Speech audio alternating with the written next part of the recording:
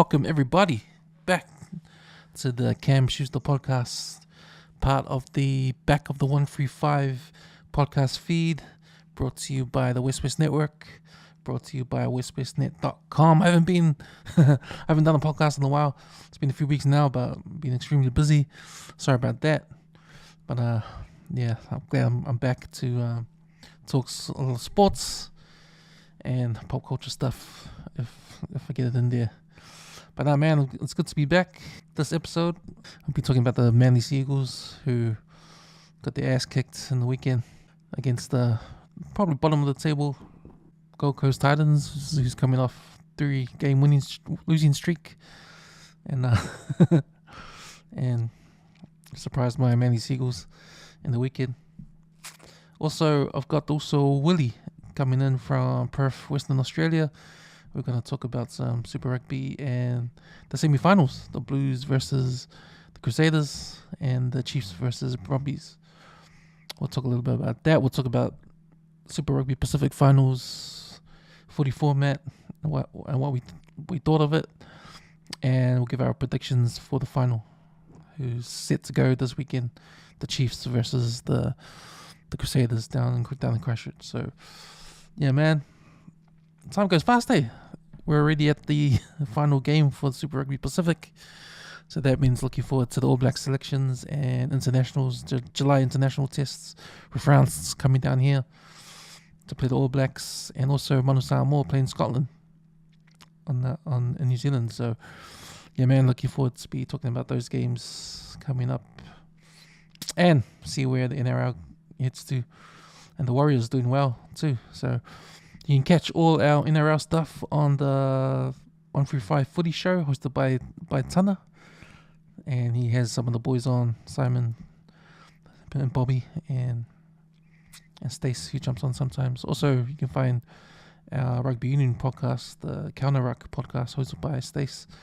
And he's got some of the boys, Roger and Joey, coming on that one too. So, yeah, man, a lot of content for the WesWes Network. A lot of sports podcasts there for you guys to listen to and enjoy. It's a fan perspective, so you get a lot of you don't get much fan perspective on sports these days with all the ex-players doing the analysis on TV and stuff like that. But so it's a good refresh to get our point of views on the teams we love and the sports we love too. So yeah, go check out our sports stuff on the WesWes Network and on our WesWes Network YouTube channel. Right, now let's get into it. So yeah, man, roll the intro. Let's go.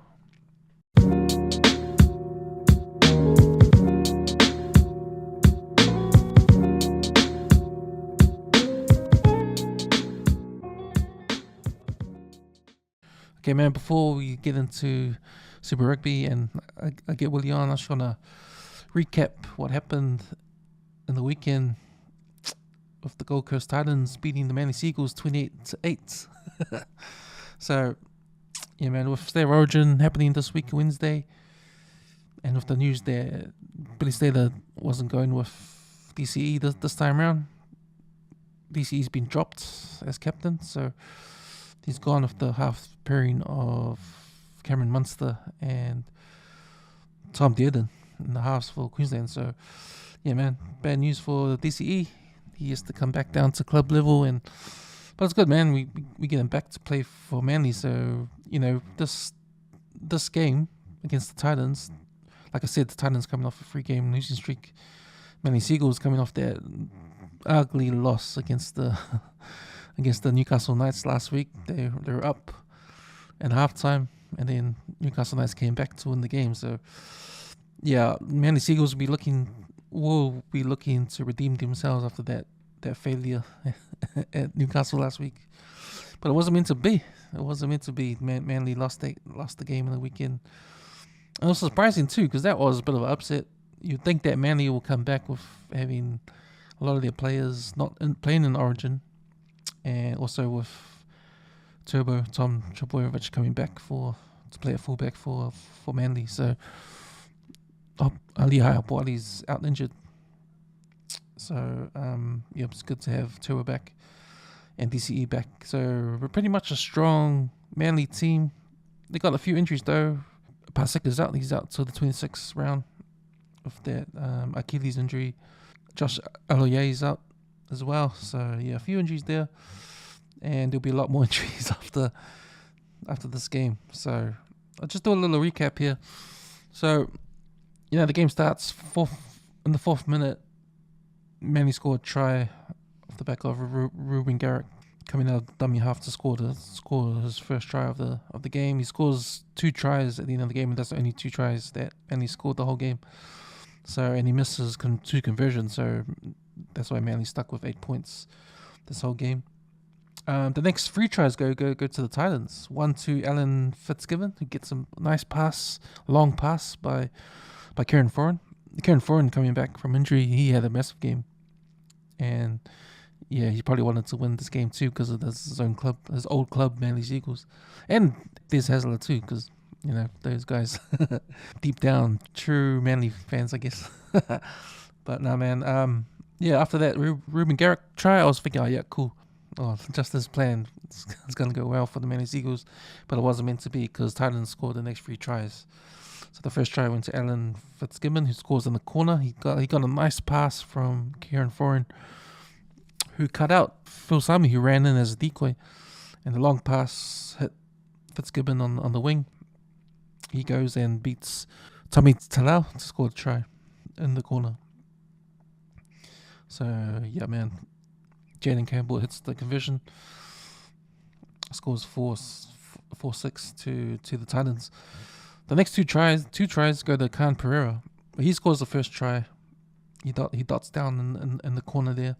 But his second try is a brilliant individual try. He gets the ball from the wing. He sees space on the inside, so he runs inside. He sprints across the inside, across to the middle, and scores a try over. And no one could tackle him. So he scores his 51st try out of 52 NRL games his whole career. So one of the fastest ever to do it. So big ups to Alofiana Khan Pereira to get that bit of a milestone.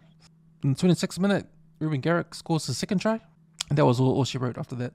So yeah, like I said, they stay on 8 points. Garrick, he misses that conversion as well. Jaden Campbell, he scores a try on the 31st minute. He catches a pass from AJ Brimson, who breaks the line through the middle, and then Campbell scores. He had a good game. He ran 107 meters, scoring 12 points. But yeah, that AJ Brimson, he had a mean game that game. So he played fullback, and he's probably looking after the fullback position because Kenny is out injured. But he had an awesome game at fullback. AJ Brimson did, and he had made this good run in the second half, which I'll get to shortly. So halftime score 22-8 to the Titans. And at that time, I was hoping it was a game of 2 halves and Manly could come back, but no, they did not come back at all. So second half starts, and it's a bit of only 1 try scored in the second half, and that was in the 70th minute. But before that, a lot of action. 51st minute, AJ Brimson catches from fullback. He catches a high ball that DCE kicks in the 5th tackle from halfway. Chases Ruben Garrick and Jason Saab, who sprint towards that high ball. Brimson at the back, he catches it. He immediately steps. He steps Garrick and Saab. Saab just touches him, but misses the tackle. AJ Brimson runs for the next 50 meters across the field towards the try line. He's going to get tackled. He passes on the outside to Philip Sami, who's there, who gets tackled by Turbo. So that was one of the runs he made. That was awesome. The 61st minute, Hamoli Olakwat, he busts the line and he beats 4 defenders to dive over the try line. But in the process, he loses the ball for a knock on, but he also dislocates his shoulder, which is a big blow to the Manly Seagulls. You need a guy like Olakwatu to be a team, and it looks like with that shoulder injury, dislocated shoulder, depending on what it is, I heard Anthony Seibold talk about his injury in the post-match conference, where it was a dislocated shoulder. They're going to find out if it was bone, any damage to the bone. If it is, it'll be a pretty long stint. It'll be reconstruction.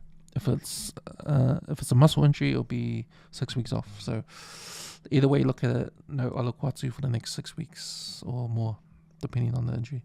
But yeah, that's a big loss, big blow to the Manly Seagulls there. 66th minute, Manly does this attack and go out wide to Turbo. He goes to the corner, but is tackled out of bounds. So yeah, man, not really a good performance from Turbo. He was sort of invisible. He did manage to run 255 meters though, but he had 1 tackle break, 1 line break assist, 2 offloads, and he made 2 out of his free tackles. So yeah, not the elite performance that we're used to Turbo doing, but this guy's getting old, and it looks like he needs to, it looks like he's babysitting that fullback spot. The way he's playing right now, Willie Lio Willie, he looks like the real deal when he comes back. So yeah, man, I feel sorry for Turbo. He's done good service to the Manly Seagulls. Let's talk about him moving to Super League, because if he leaves the Manly Seagulls, he said he doesn't want to play against them. This is his team for life, so he'd rather go to Super League than to go to another NRL team. Which is pretty cool. So we'll see what happens there. Chris Randall for the Titans, he scores the last try in the game in the 70th minute. Like I said, they only score in the second half. So the final score 28-8, and yeah, Seagulls 2 straight losses against teams that are bottom of the table teams, and not doing it in good fashion. They look ugly. The Manly Seagulls look really ugly, and they just look like out of sorts. Their shape wasn't there. There was no shape at all in their attack, and they just look lost. And no, they talk about attitude. Anthony Sewell said it was attitude problem. You can see it. The defense was shit. So yeah, man, Manly came out of this game losers, and also with a lot of injuries. So Jazz Tavanga, he failed a head injury assessment, so he'll be out for 11 days. Olakawatsu's got that shoulder injury, so he'll be out for a long period of time. DCE's performance, man, not sure if because he got dropped from State of Origin that this affected him, but he hasn't been playing well. He played alright last week in that losing effort, but against the Titans, he was nowhere to be found, and also Brooks, he was nowhere to be found too, so he was pretty invisible. Both of them was pretty invisible. It was definitely Titans had the better spine with Brimson, Campbell, and Kieran Foran doing some damage there for the Titans. So yeah, bit of a boost for Titans with Kieran Foran coming back, and mind you, losing the best prop to Origin. So Tino wasn't there for Titans, and if Futawika, he's not there.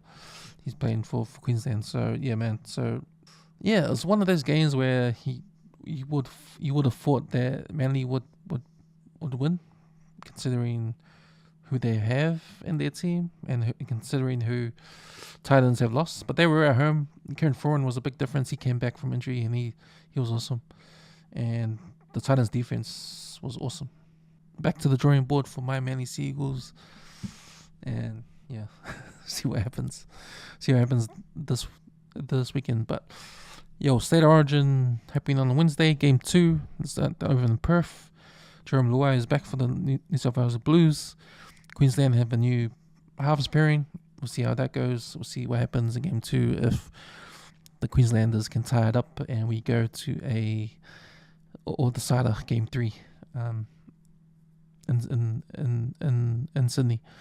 So yeah, can't wait for State of Origin. Hopefully I'll get to do a podcast just to recap the State of Origin and get one of the boys on, so we'll see. Alright, yeah, man, let's do it. Let's get to Super Rugby and my chat with Willie. Let's go. Alright, ladies and gentlemen, we are back. I'm here with also all the way coming in from Perth, Western Australia. I've got also Willie sitting pretty over there with his Crusaders jacket. Yeah. Man, when were we ever a Crusaders fan? Fuck, I can't remember.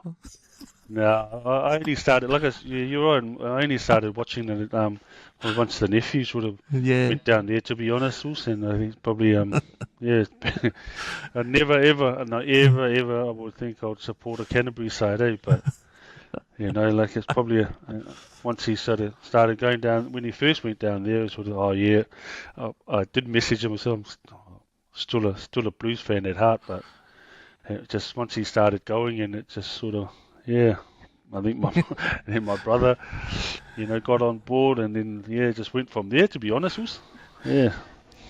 For that, you're forgiven. You're forgiven. I know you got your Blues undies on underneath there, so it doesn't matter. Sure, eh? Yeah. Well, the nephew had a good game. He stole the ending of that Blues Crusaders game to seal the deal.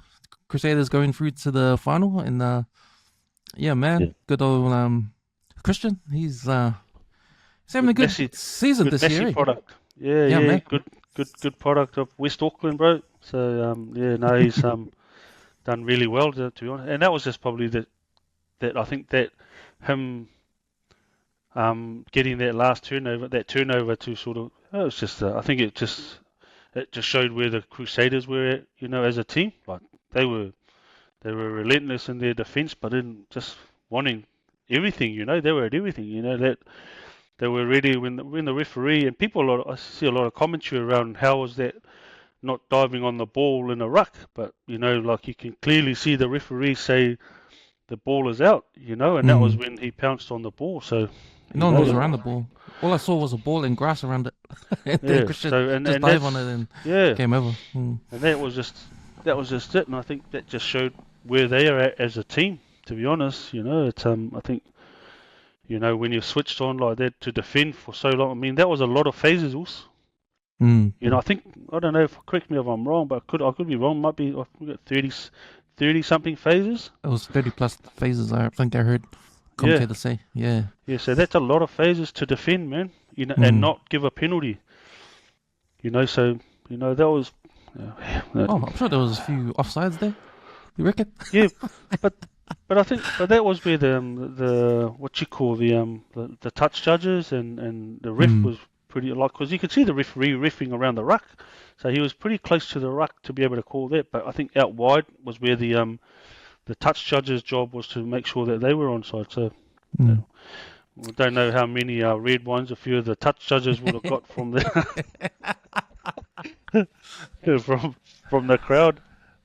But man. That was a good game, man. Very good game. That was a good game. We were going to touch on that game, but first of all, man, we're just talking about what we're going to do about this podcast, and I thought we'll start off with this format, the finals format for Super Rugby Pacific. So it's the first time they're going to do this, and they changed it from top 8 to top 6, and I think it's because there's not enough teams in the comp. So you're talking about 11 teams.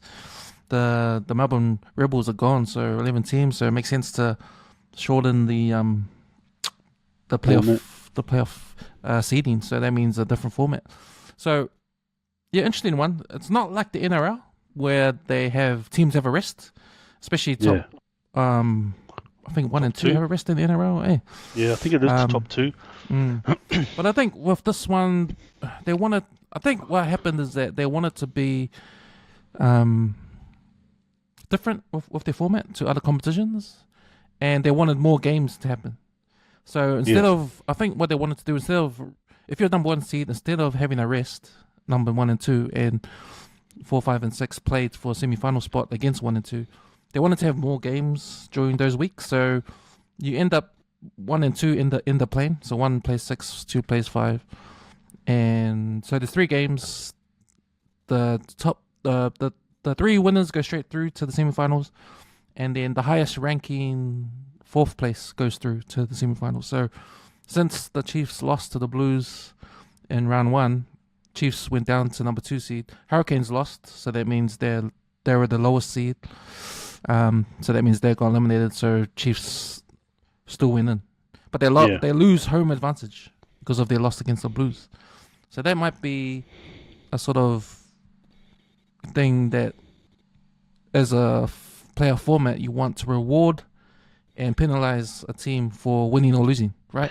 So you play the whole season to get that number 1 spot, so you can have a chance. If you lose, you can still go through. But if you lose and you're 1 seed, you lose that home advantage. So there's a incentive there for number 1 seeds to win the game.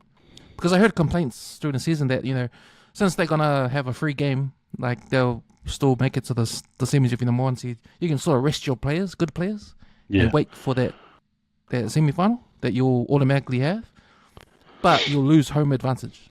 So I guess the Chiefs didn't want that, even though the Blues won that game. But there's a lot of there's a lot there.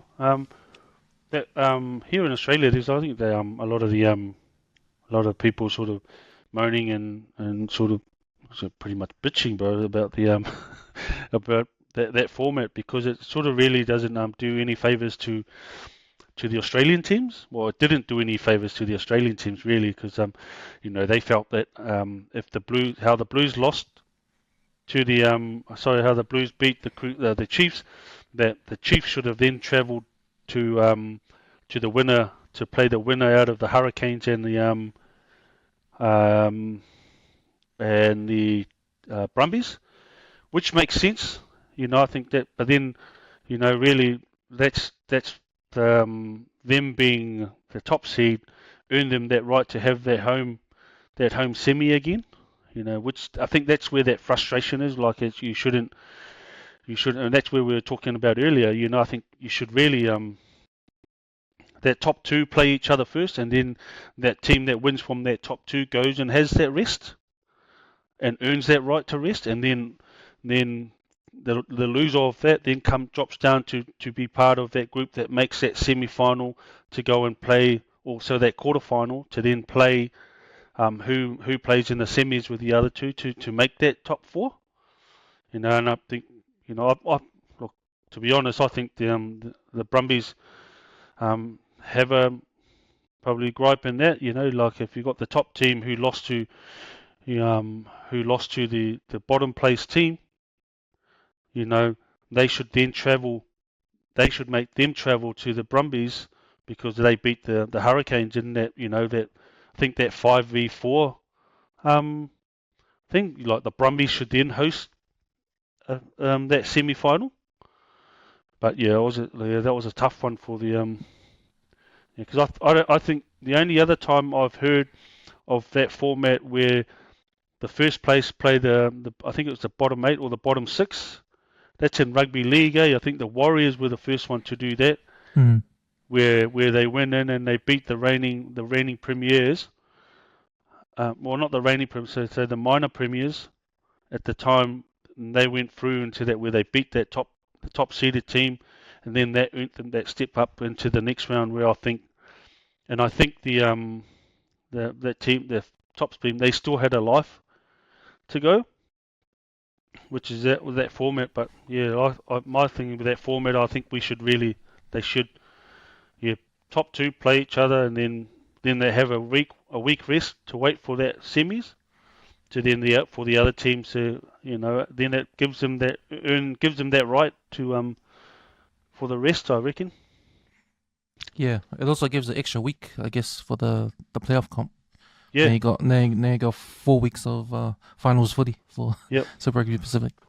But yeah, that takes care of that fact. If they want more games, if they don't want any teams to rest, but you still get more games with the 3-round series. The Brumbies have a lot to gripe about because, man, last game they were playing in the round robin against the Crusaders. They needed that win that game for home advantage. They lost it because of a call from the ref that was controversial. There was a knock on there by Civil Rugby. It was knocked back, bro. It was knocked back. I was there too in that game. That was a good game, man. That was a good game. But that was, again, that's like you had the touch judge that was there, who was right there, and he saw the same thing that the referee saw, and then you had the TMO. So, but the thing about that, the TMOs, from what I hear, can't comment, can't critique on that. Unless if a try was scored straight away from that, then they would go back to review. But there was no try. That was it was probably about 10 phases later before they got a try out of that, But yeah, now that was the Brumbies. But again, like, you can't really just go back to that moment. Like, they had a lot of chances to win it too. Like when you play finals footy, man, like, you take the points when they're on offer. Don't try to take the scrum or the line out or that, man. You just take the points that's on offer and you start building that scoreboard pressure. But as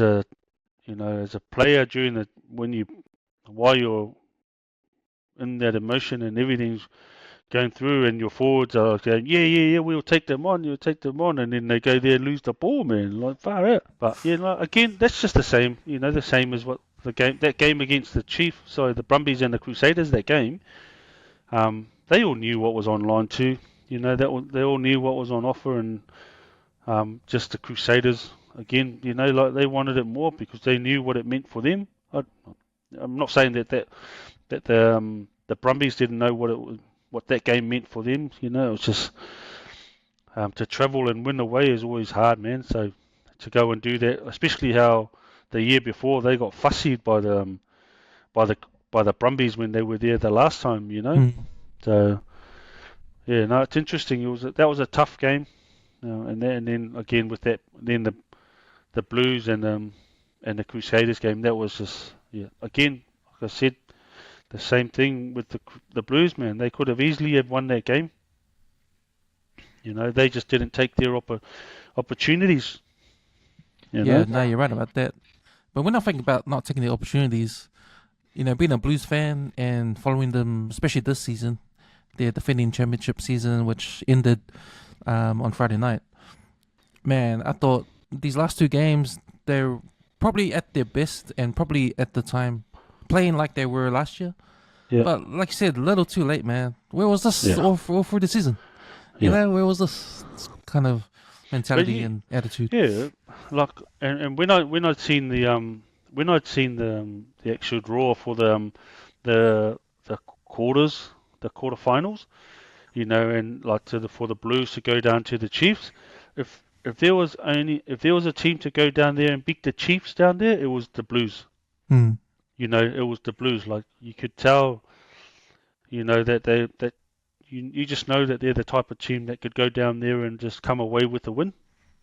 It might not be the win that you sort of expect from the Blues, but that was a win where you could go and they just worked their ass off just to get their wins, and that was probably the pleasing thing about it. And I think they when they pretty much beat down the Chiefs forwards, you look at what's his name, Tupo Va'ai and Saipeni Finau.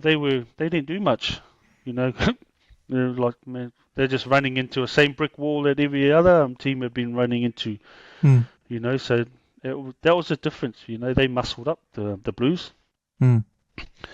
But, how would you explain the way they were going this season? Because they've finally sort of these last two games playing like they did last year, but they never quite got to that level all season. The last three games. The way they played it, the way they played against the Waratahs, that's a team that from previous years, that it could actually.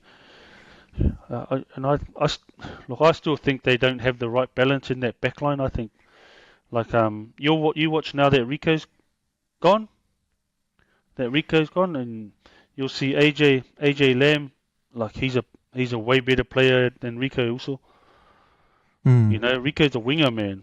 Rico's a winger, and I think I read somewhere, and I was reading somewhere that like, you just look at the way he carries the ball. Like, Rico carries the ball. Once he gets the ball, he's got it in one arm. That's a winger. He doesn't go through with the ball with two hands like what AJ. And you see that AJ Lamb does. Like, he's always looking for, like, he'll bust one tackle, and then look for them, to offload or look for his support. And then you have a guy like him and Xavier Tele or that young kid that was playing at 12. That's a good combination there, bro. That's a good backline there, alongside Bowden Barrett. I think that's a way better backline than. And then you got Caleb out wide, and then if the Blues were smart enough, they'll go bring back Caleb Tangitau, from down the Highlanders, and you put him on the other wing. That's a backline that'll be a really good threat. Just because that Chalea, I think that Xavier, he's injured at the moment, but he's a smart player, man. Like he's a baller, that one, man. And the same with AJ Lam. Like AJ Lam, I reckon he'll be in the All Blacks this year, man. He'll make the ABs this year, I reckon. You're getting excited, man, for the future of the Blues. Talking about that potential midfield, man, with Taylor and Lamb, because there was a moment in that game, because not only Lamb's looking good at a midfield, he's got the right decision making and kicking game too. He did that kick up ahead that led to Silver Reese going backwards and putting it down in the end goal. And putting in a scrum and forcing that scrum. That's right. Yeah, that's right. Yeah. So and he's a smart player, man. Like he's not just a runner of the ball or best. Like he's a thinker too.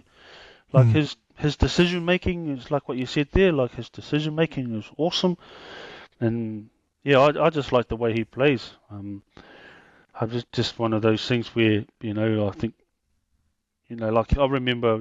I think going back a few years now, before he made the Auckland NPC team, he was here in Perth, like trialing out for the Western Force. And oh, really? Yeah. That just shows how useless the Western Force are. I mean, I know he was going down live again, but they just don't know talent. Like they had the likes of Tamaiti Williams in their own backyard, and they keep on letting these young kids go, and they don't think that they've got potential. And when they go back to New Zealand, or they go to New Zealand, and they make a name for themselves. And like I said, man, like I would like to see AJ in that next level. Because the All Blacks still haven't found a really solid centre, to be honest. Like Leonard Brown, he's good. Like he's not saying he's not bad, but somebody like with AJ who's got the size, and he's pretty, like he's nimble on his feet. Like he's pretty good on his feet, man, and his post and his defence is good. He's good over the ball, so he ticks everything that when you listen back to Scott Robertson about his what he's looked for in a player or in a loose forward, like he's got to be good on both sides of the ball, and like, man, he ticks all those boxes for me. Yeah, interesting to see what happens with this selection when the All Black selections come up after the final. The Blues will have a good team, bro, if they have him there, and again if they just go and bring that Caleb Tangitau back from. So a few Blues players are leaving, So Talia's gone. Achote's gone. Riccatelli, Plummer. But Talia. So I know that people say that's a big loss in that, but were they really that effective when during the games? Like I don't like Choke. I didn't see much of him this year. Like he wasn't on much, but like you want guys like that lock that came in that second half that scored the winning try against the Chief. Josh Berry. Yep. Yeah. Like he's good.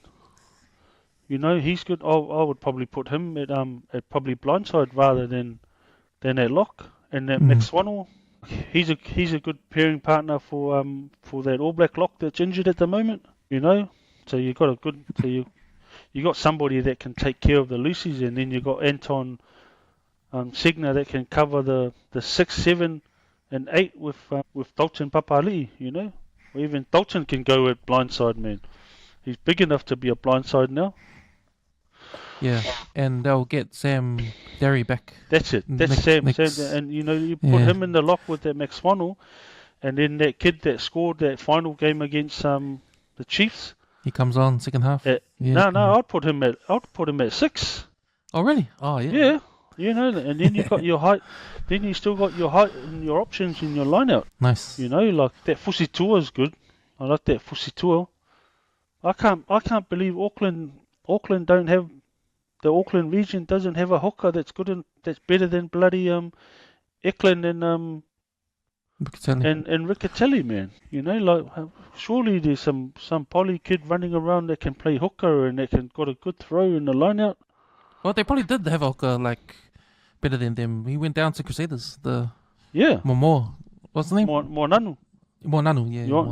Yeah. Ioane, yeah. Man, like that's again that's a product of the Auckland system, eh? You know? And they go on the potential of a kid that's like carving everybody up at high school, but then once they play against the adults, it's a different game, you know, and that's why they don't and they overlook that kid Moananu, you know, like you imagine him and Fusitua together, you know, and then Angus Ta'avao, and then, you know, Angus is getting a bit old now too, but you know, like it's another front row that could be in there. Yeah. I mean, he goes down. Moananu's the guy that let slip away, I think. I think he was one of the top try scorers, the hooker try scorers, eh? Yeah, but they debuted him at 19, man. Oh. Is it 19 or 20? Like, you know, like, but that's what Auckland Rugby are not doing. You know, they rely on Eklund and Riccatelli.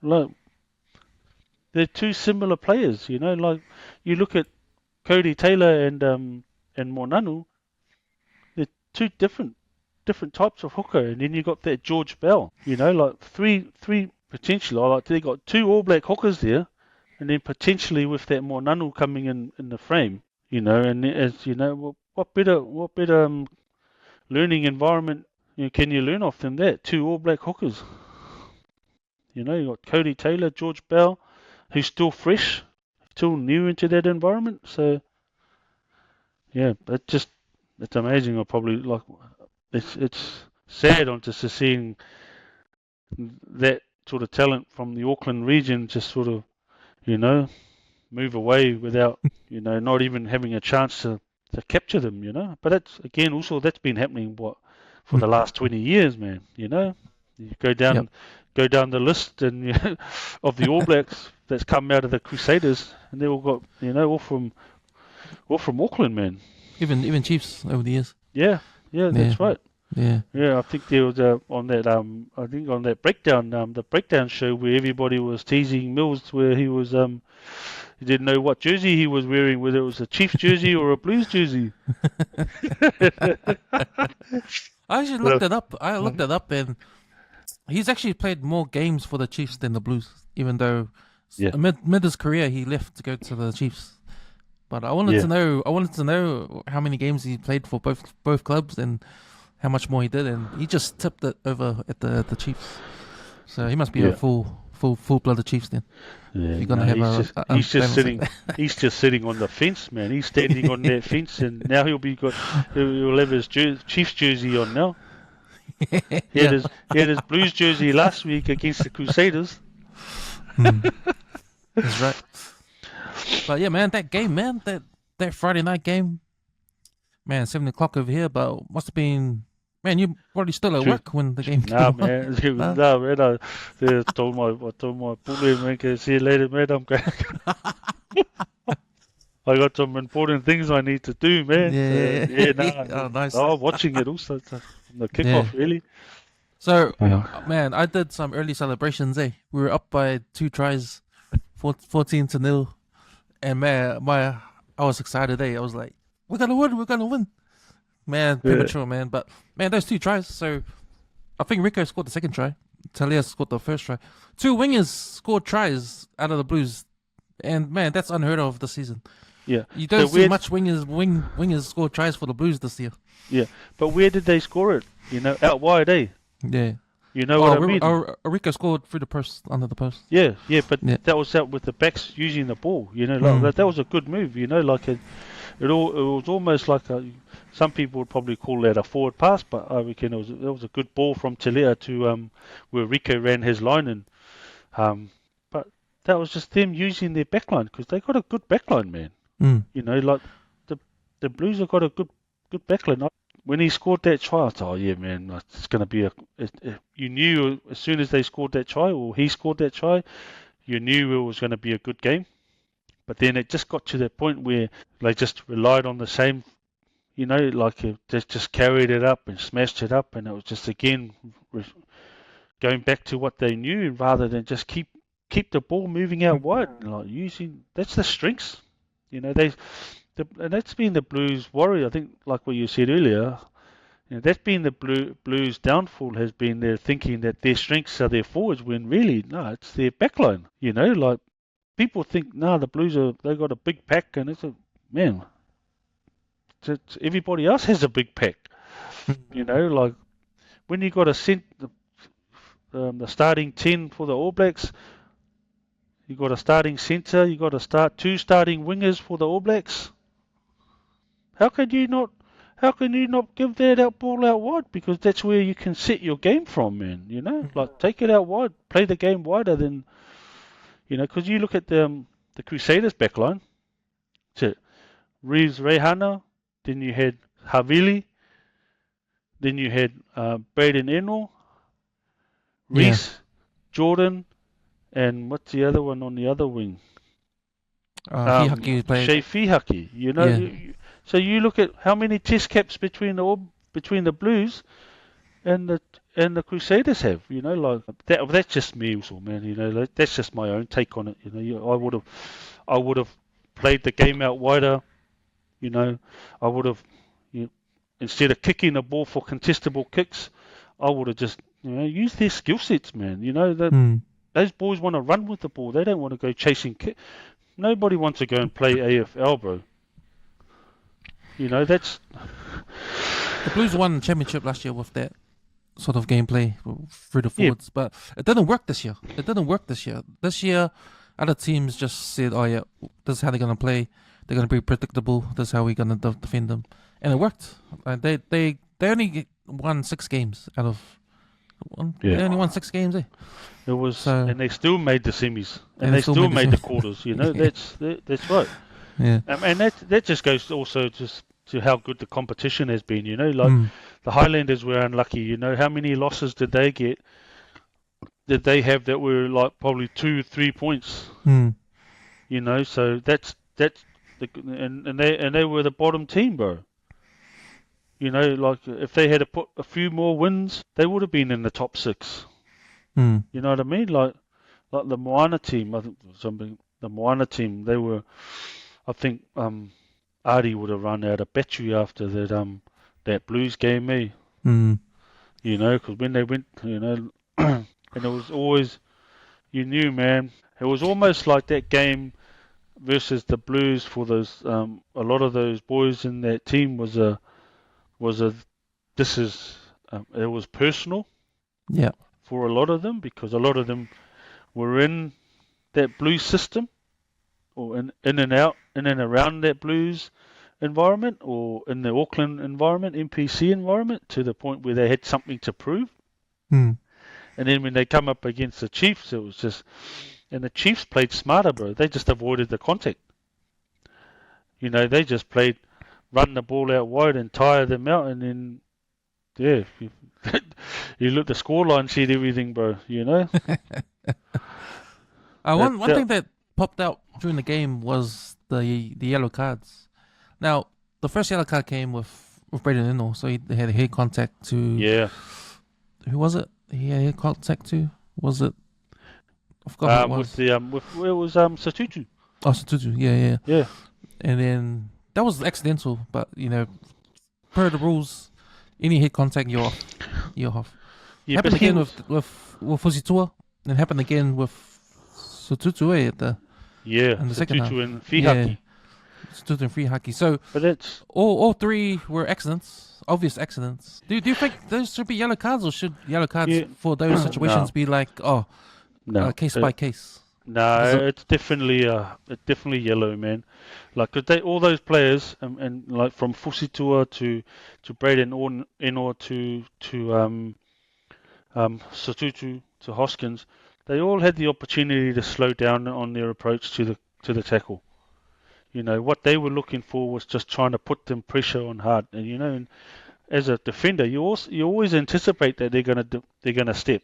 There's no way that a player is gonna not, as a defender, not anticipate that the ball carrier is gonna step. You always anticipate. It's just your timing. And if you know that there's a couple of times. So that one where Shea Fihaki and Hoskins Satutu, and also Braden Enoa onto Satutu, they both players could have slowed down on their approach and then accelerate into the contact. Do you know what I mean? Like that Braden Enoa, when he came, he there was no way he was stopping. But what he didn't do was that he didn't dip. He just tried to come in pretty high, and instead of dipping and then going down lower, he was already high in that contact as he was coming. And then the same with what's his name, with Satutu on Shea Fihaki. Like he come in as if he was going to charge the kick, but then Fihaki changed, stepped, and then he changed his momentum while at full speed, man, and it's only going to go one way, man. Like he led with his head. Yeah. So that was, again, when they talk about that, it's the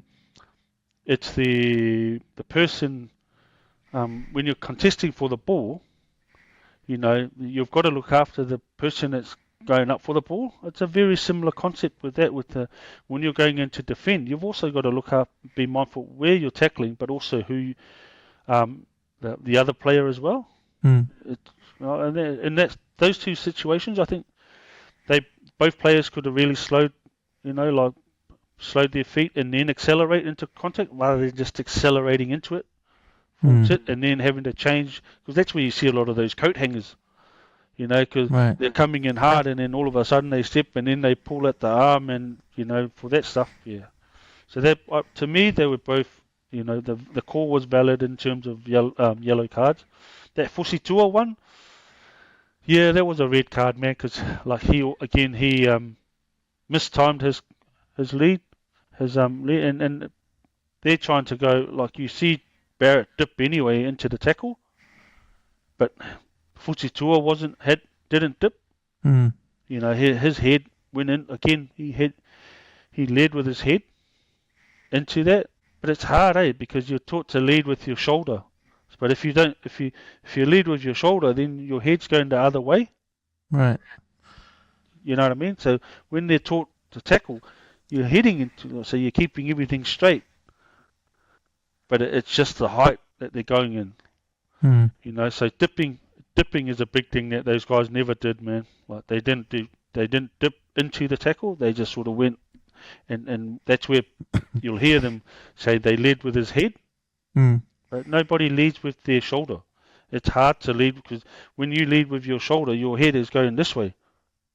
Right. So you can't even see if they're going to dip. That's exactly right. And you can't see where you're tackling. So that's more dangerous, than looking at where you're going into the contact. But then it's that dipping, So the players have to be, they do it, man. All players, I think he was just trying to look for it. Fusitua was just trying to look for a dominant tackle on Scott Barrett to try and, hit and then take that whole upper body where the ball is, and again, it just comes down to timing, so tough one, but, they all know, they practice that every day. And training, it's not like they don't do it. Every professional team does it. So, the calls were right. Just unfortunate that, Satutu got smacked with it, on the last 5-10 minutes, I think.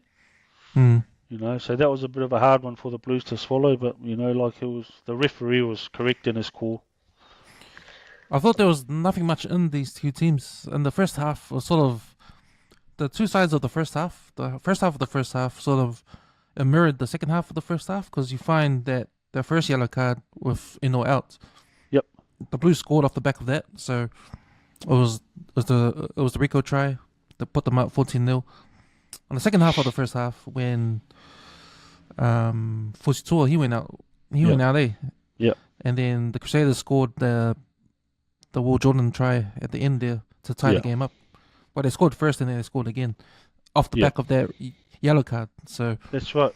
there was not a lot in it in the halftime. 14-all. Yep. By that time, I was like, man, I'm just nervous. Hey, like this game is pretty intense. But that's how are you feeling at halftime?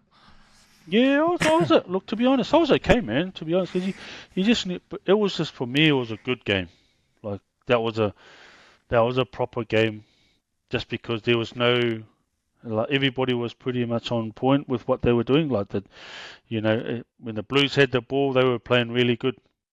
My grief beef or whatever is that with the halfback from the Crusaders, like, man, he kept on kicking the ball away. Hoffman.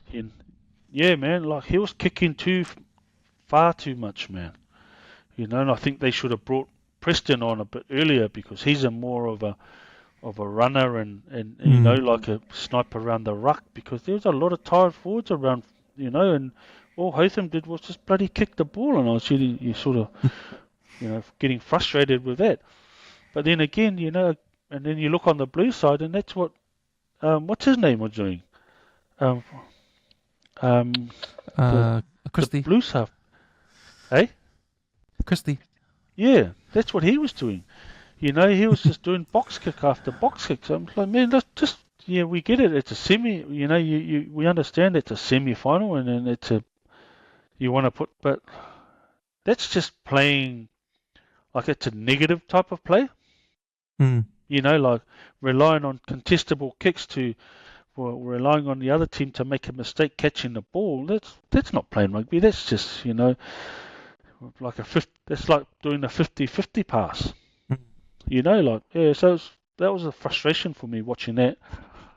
But, like when they did have the ball in play, like, man, both teams were awesome, man. Like, I guess in that last 10 minutes, that was probably the real, that was the real one there, because it was, if the Blues scored, they tied it up, and then it was going to go into overtime, and then they went into overtime, And so Tutu was almost back. That's how far in overtime they went to. I thought he should have been back a lot earlier. He didn't even come on, did he? Nah. Choate came on in his place. Oh, eh? They brought Choate on. Yeah, I remember he came in last in the last minute there. Wow. But you're right about those halfbacks doing their box kick stuff. Because I thought for the Blues, when Sam Nock he came on, like he was just came on at the right time. Yeah. Because he was just passing the ball, like, and his passes were pretty good too. But that was when Blues were doing their 30+ phases. Yeah. But that's what you want. Like you want to build that. Like, not 1, 2, 3 and then kick the ball away. It's like, man, so what's as a forward, I'd say, no, man, stuff that. Yeah, but that again, man, that was again, Blues could have won, man. Blues could have won the game. It was there for them, to tie it up, and they had a lot of opportunities. There's a lot of things they could have done, right? They could have taken the kick. So in that last 5 minutes, how many penalties did they have in that last 5 minutes? I remember, because to be honest, Brendan Barrett hasn't had a flash conversion record this season. He kicked those sideline. He kicked those sideline ones over. It was good. It was good. But I remember, like, all through the season, like, he's been off. Oh, he was. Yeah, they had that first penalty right close to the sideline. So I reckon that would have been a hard 3-point to take. But they did get another penalty inside a bit more, but they didn't take it still well. They had plenty of options. Like they still had time to get back down there. Mm. And that's what I see. What I see now with what teams are doing is that instead of running it, like, say, teams that are trying to chase the game, I'll just take, if there's 5 minutes left, I would, get the ball, take the 3 points. So that would have been 17-21. Yeah, it'd be 17-21. And then they would have just gone down there again, and like then you push those 30 phases to get either a penalty or a try. That was within the 10 minutes, the last 10 minutes, I think. Yeah. If they would have done that, yeah. Again, it's just when you're sitting on the couch yelling out on the TV, they're not going to listen, are they? Bro, I was, man, that was such an intense semi-final. Yeah. Especially that last thing, because, man, I was just thinking, can they do it again? Can they do it again like they did the Chiefs? When the Crusaders scored that last try to put them up to 21-14, they made the conversion kick. Man, if they had missed that kick, it would have been on there. Well, that one try would have won the game. It would be similar to the previous week with the Chiefs. Yeah. But they got denied at the end there, man. I was looking at that kick that Reeves Rehana had to kick over from the first one. Yeah, the first try they got, and I thought, man, if this guy better get it, man, because that would make it tough, And he just slotted through the middle. I thought he actually missed it, but it went through, man. Yeah, 2 tries to Will Jordan in that second half. Yeah, and Satutu gets the yellow card in the 73rd minute. Yeah, but got a feel for the kid though. Yeah, he didn't have a great game, eh? No. Like there was a time in this first half where they were up against the line and he lost the ball. He lost the ball in the tackle, and so they lost that momentum there. Yeah. And then he got that yellow card at the end there. Yeah. But, man, a few little mistakes. And that's all it came down to, man. It was just those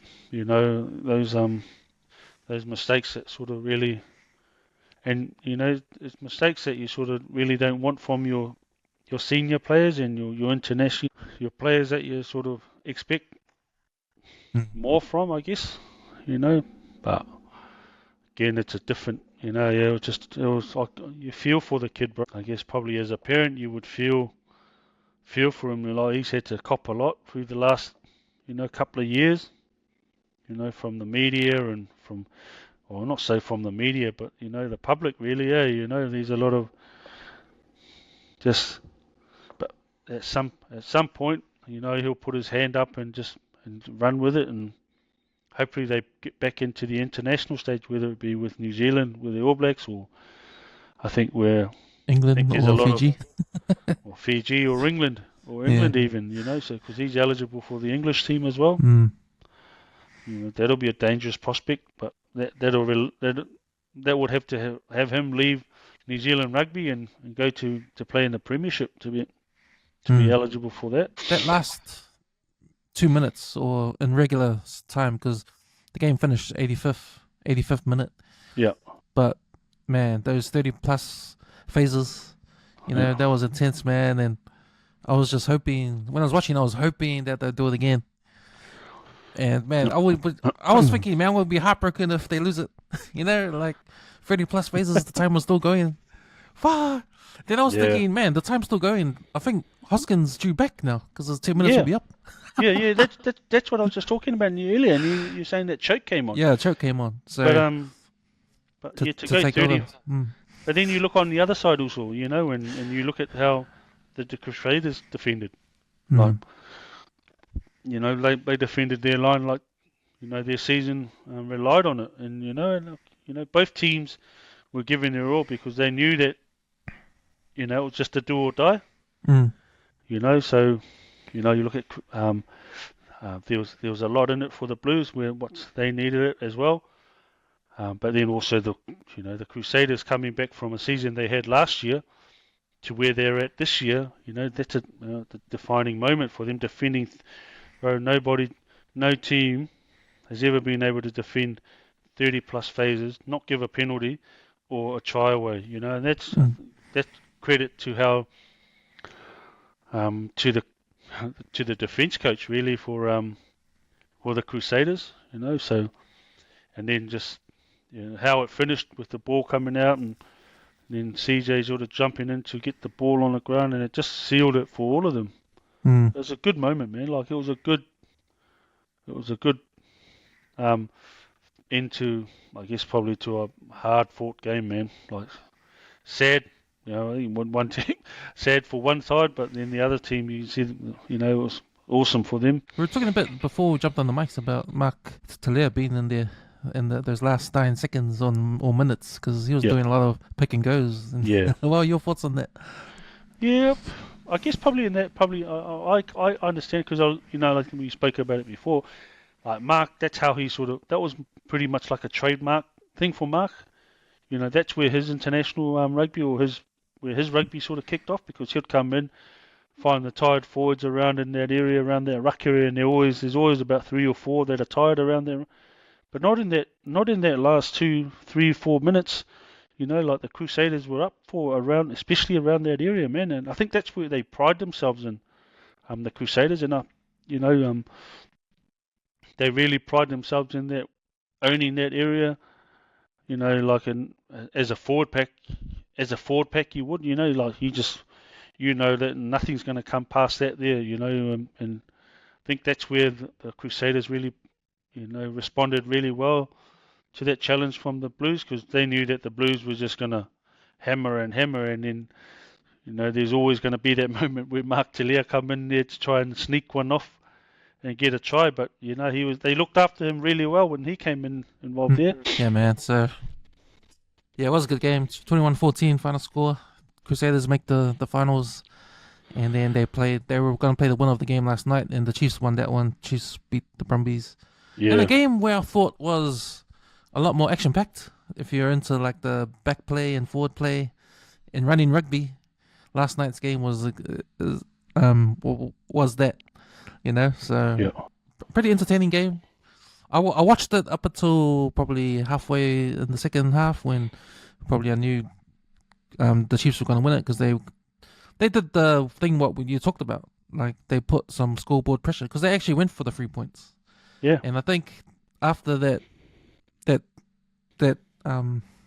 Corey Toole, his try, Naurawa scored a try straight away, and then after that they scored 2 penalty kicks, just to keep that scoreboard going over.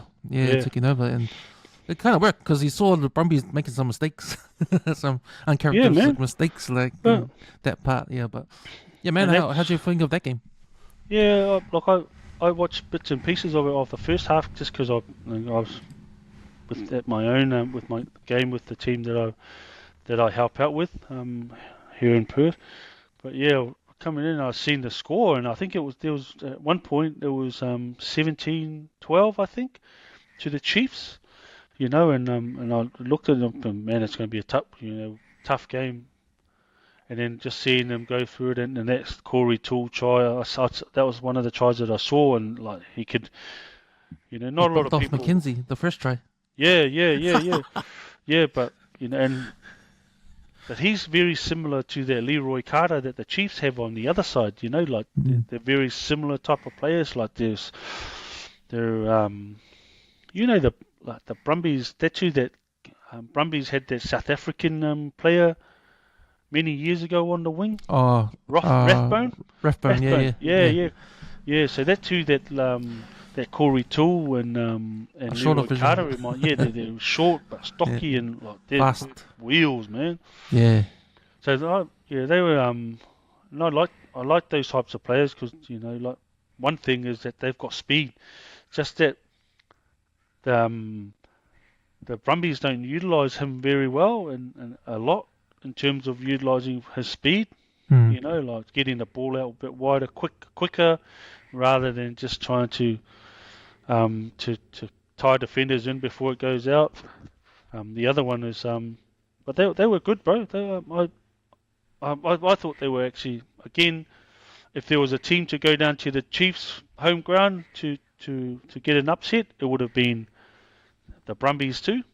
Because they've got the cattle to do it, man. Like they really do. They got some good players. I really like their I think their forwards. But yeah, like the Chiefs were just on another level in terms of like when they play ball, the Chiefs, like, and that's what they did. They actually they let the ball do the talking rather than trying to get the forwards to bash it up. Because they learnt from the week before against the Blues. It's no point. Like, the Brumbies have a similar pack to the to the Blues. They're big and mobile, but that doesn't mean that you can't run them around, and that's what they did. Like, they ran their pack around all right. Especially with guys like Valentini and Alalatua. Yeah, but he's, I don't. If he makes the All Blacks, then man, that's so penny, Yeah, he's a liability, man.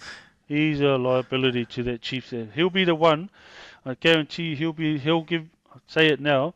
He'll give a penalty in the final that will give the Crusaders a game. Like they'll target him, bro. The Crusaders will target him. You see what he did against what he tried to do with the Blues, but when he cleaned it, if you go back and watch, you look at the way that he cleaned out Caleb Clark's, but he targeted the leg of Caleb Clark. Yeah, that's right. And that he's a grub, man. Yeah. He got a penalty for that, I think. Yeah, he got penalty for that, but he got a penalty for coming from the side. It was penalised because he was coming from the side. But you can see he targeted the lower leg. It wasn't the knee; it was just the lower leg that he targeted. It was just that Caleb was able to get himself sort of readjust his footing from it, Because then there was a big of niggle straight away after that. Yeah, man. I would too, man. I'd punch him too because, that's a dog. Coming from the side and you target a player's leg, So I think that's he's one of those players that the Chiefs he'll cost them the final. I know that because they'll target him. I know the Crusaders will target him. But I'm a fan of the Brumbies. I like them because they have good history in Super Rugby, winning the title so many years ago. The Reds were useless. But the Reds were just they were just. But you're right, man. That back three for the Brumbies, man, they're awesome, me. Yeah. Muirhead, Wright, and Toole. Man, I hope they get a place in the Wallabies, knowing that there are other backs as well that are pretty good too. I like the winger for Waratahs, the short, stocky dude. He's pretty good. I forgot his name though. But you're definitely gonna have, for the Waratahs? Yeah, for the Waratahs. There was one dude there that stood out to me. Yeah. But man, who are you gonna pick? Who's Joe Smith gonna pick at the back there? I know Suli is gonna be a shoe-in. Yeah. Who are your two winners? I would have Swali'i and Lenny Ekitau in the centres. Oh right, yeah, okay. I'd have Lenny Ekitau as a 12. He's a better 12. And then Swali'i out in the open because he can distribute too. Yeah, he'll be the perfect 13, eh? Yeah, and then I'd have at fullback I'd have Wright. I wouldn't mind them giving that what's his name that Corey Toole a go. Like I don't think he hasn't been utilised really well. Quite a lot. The other one I'd probably put on the wing would probably Dangunu. From the Reds. Yeah. Like I like him. Like I think he adds something different.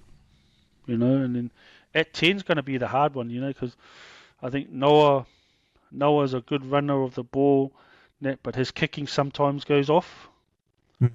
And that's where that young liner kid, he plays really well. On the bench, I probably have Hunter Paisami but I also like that kid that's playing 12, also at or 13 at the Reds, that Pakehau. Oh, okay, yeah. I think he's their Māori kid. He's been playing well too for them, but also the guy from the Waratahs. He's been a captain as well. He's playing 12, I think, for the Waratahs. And what's his name? I forget his name, but he's been playing really well. He's been captain as well. If you look him up, he's been playing solid for an underachieving Waratahs. Is it Jake Gordon? Nah, not Jake Gordon. He's the 9. The guy plays 12 or 13, and he's also been the captain sometimes. I'm looking at their census here. Foketsi. Nah. O'Donnell, Ripley, Ropata, Joey Walton. Yeah, Joey Walton. Oh, yeah. Yeah, he's good, man. He's solid. I like him. You could probably pair him and I'd pair Lenny Ikitau and Swali together, man. Like, Mm. they're just two different. They're two different types of players. And the other thing with Lenny Ikitau, he's got a good boot on his left. Mm. So he can exit. He can really exit really well as well. So he's good like that. Another West Aucklander. Yeah, Yeah. man. Another messy boy, eh, man. Another messy boy. I heard his. My brother was saying that because Lenny's was good friends with Christian growing up at Messi, Mm. and also Christian's his dad, Lenny Ikitau's dad, used to play for Waitemata many years ago. So yeah, another Westie there. So yeah, no, it's some really good. And he came over, man. He came over on a whim to give it his best out in the Brumbies comp, and now he's one of Australia's top centres, man. But I reckon he's a better 12. I reckon he'll. I'm hoping that. So hope you're listening, Joe Smith. Put Lenny at 12, man. Yeah.